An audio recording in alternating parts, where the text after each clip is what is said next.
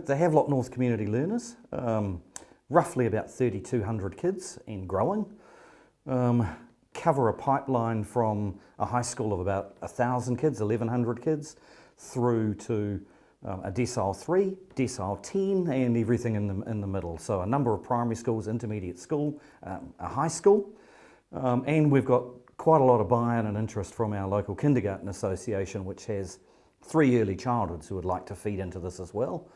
And we've just been approached by another small rural school to become a part of the community of learners. So roughly about 3,200 kids, with the probability of us growing to about 4,000 kids in the next 5 years. So your significant growth is occurring in Havelock North. So where are we to date?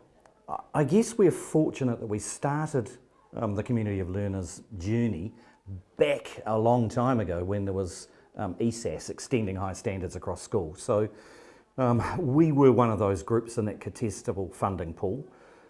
So we've already got, I guess, an element of trust in our schools. Our teachers have worked across schools before. We've used external facilitators, so the model is quite familiar to us.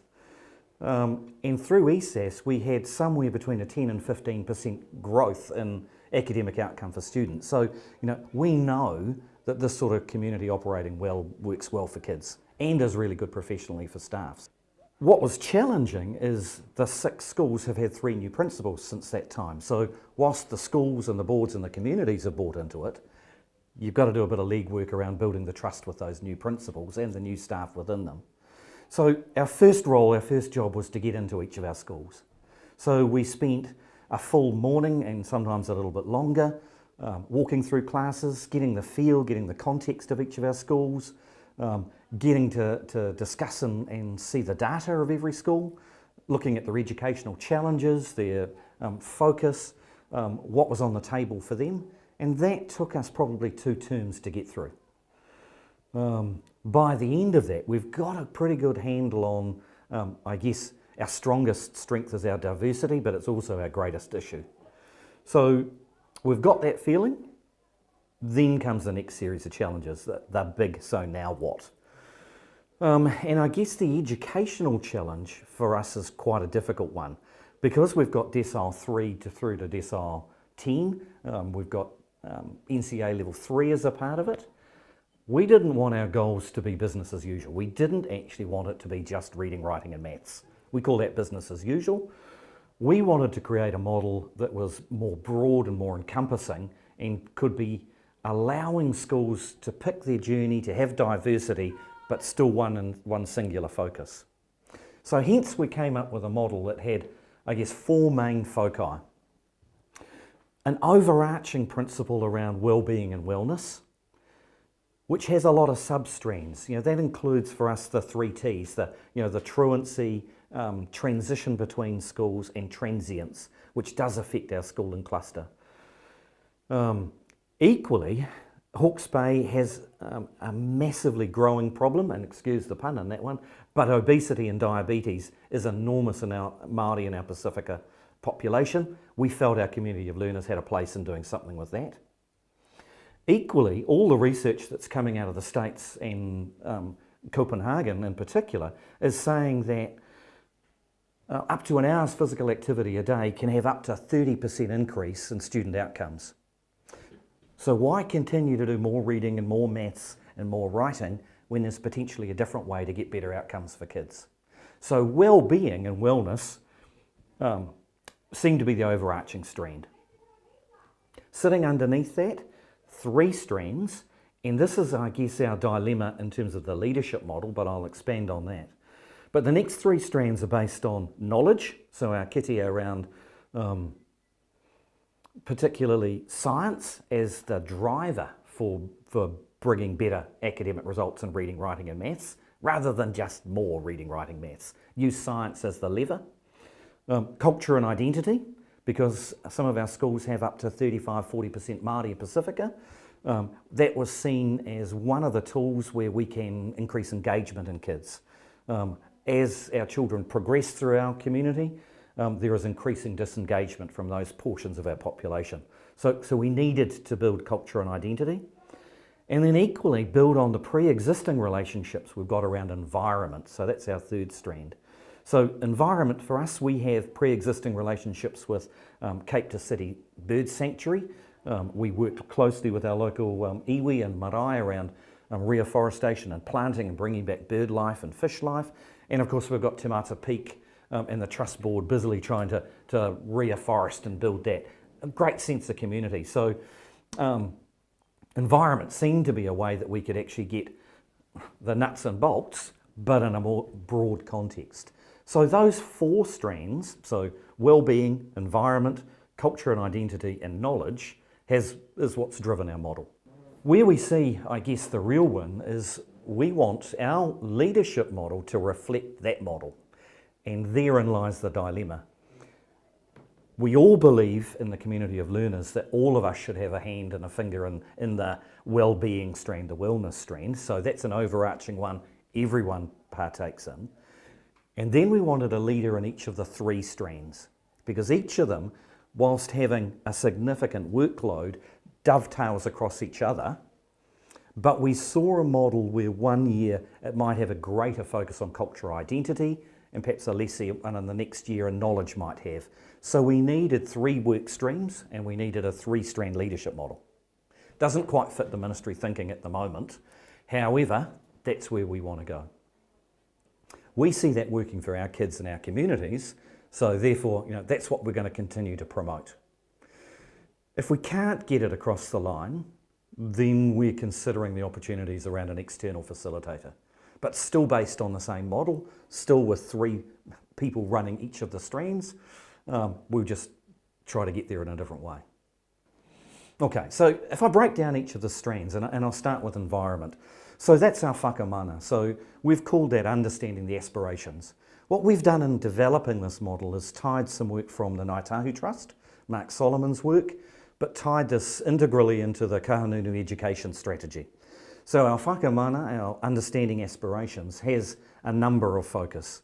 Firstly, with our community and our pipeline, we've got 4 transition areas. We've got early childhood into primary, we've got primary to intermediate, intermediate into secondary, and then equally secondary and beyond. What complicates those transition points for us is that whilst we have 3 kindergartens, which are state-funded ones, we have between 18 and 25 private providers who would like to be a part of this, but we don't know quite how to fit that and get a voice, but we are keen that they're a part. So, that's some work we've got to do. We've had a lot of dialogue with our early childhoods around the question, are your children ready for us, and are we ready for you? Because we think that transition point data and knowledge of kids between each of those transition points is absolutely critical for the success of our kids.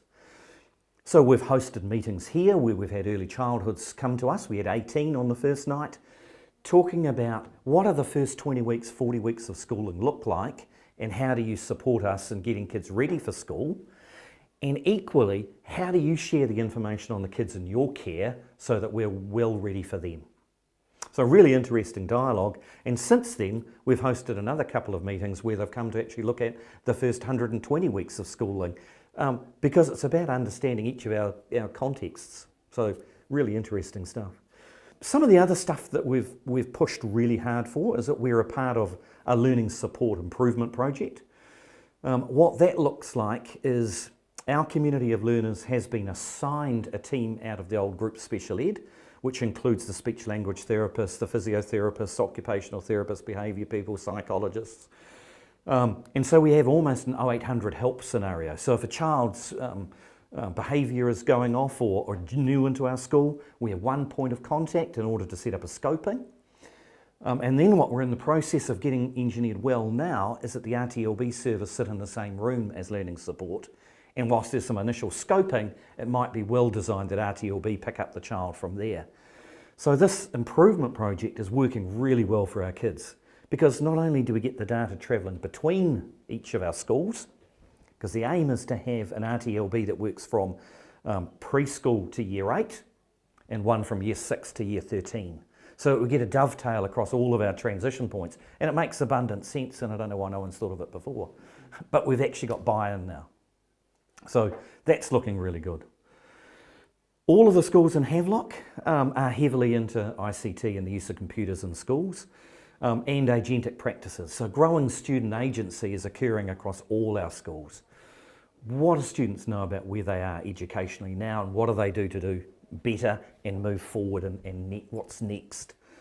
So having that knowledge of each of the kids through each of the transition points helps schools get ready for the kids coming into their care. So it just makes, again, abundant sense. Culture and identity, so our whakaako, our cultural knowledge, is predominantly us building relationships with our Māori families and our Pacifica families. What makes it quite difficult here in Havelock is there isn't actually a marae here in Havelock. We're almost a dispossessed town in terms of that. However, we're surrounded by marae, but we don't actually have one here. So we've had to, I guess, take a more urban marae focus around treating our maraes as learning agencies and getting our parents and communities involved with that, which has been amazing. That, you know, we often will have a marae trip or a stayover. We get as many parents to come as we do children. So there's a real willingness and a desire and a real willingness from the marae around us for that community engagement and involvement. So, yeah, it's how do we continue to build on that stuff? Because we have got the evil 3 T's, you know, the transience, transition between schools and truancy is a problem here. And we see our way forward is to have close liaisons with our iwi to see if we can actually counteract some of that and put in place some strategies. We're putting on transport for kids, and we're holding culture and significant events for families, but equally trying to get the transition and the dialogue between each of our school settings so parents feel welcome is critical for the success of this strand. Knowledge. So our whakaoho, our awakening. So the knowledge strand is all about student agency for us. That's about building a culture across our 3,200 kids around the why we're learning, equally the so what.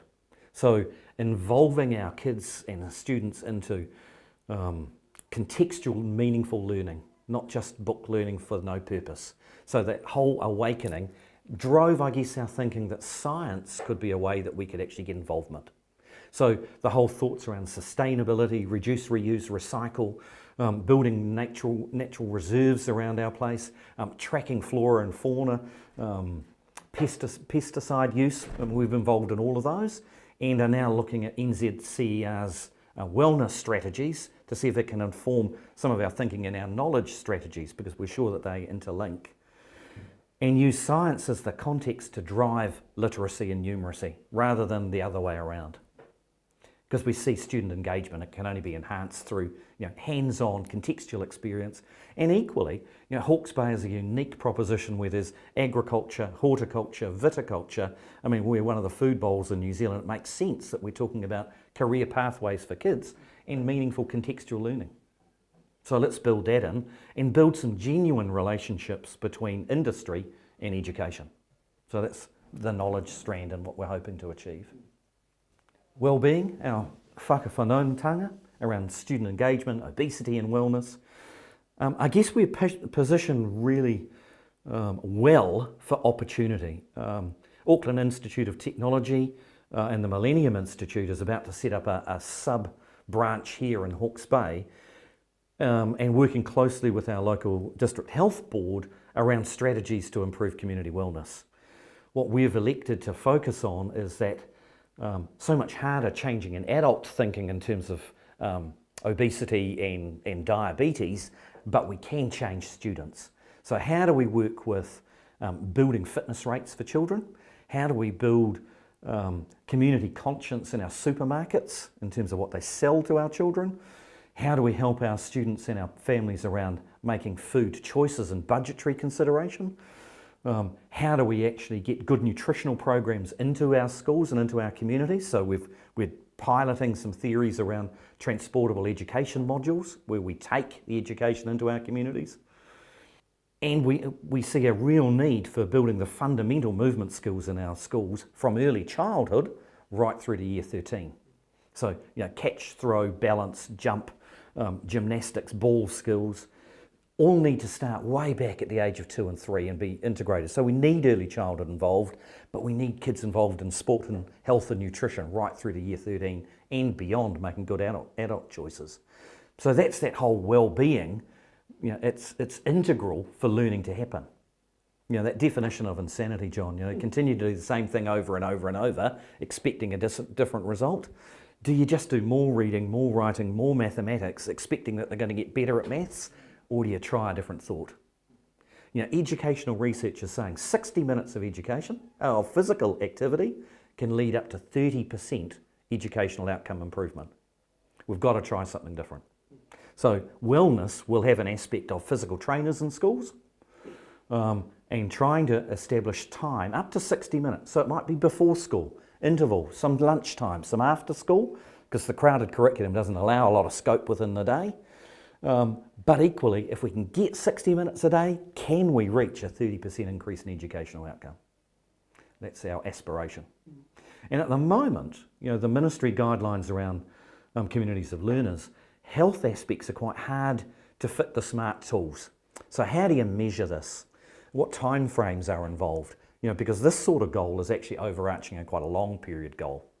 So we're looking at this on a longitudinal basis rather than a 2-year growth in reading outcomes for kids. Quite difficult to fit the ministry model, but we know it's worthy. The initial approaches to the ministry have said this doesn't quite fit the model, but we as a community of learners met just this week and have decided we are persevering with it as a thought. We're hoping to get some more leverage from Ministry of Health because they certainly see the need. And if we can get Ministry of Health to support our desire to have it affecting education, then maybe we can get it across the line.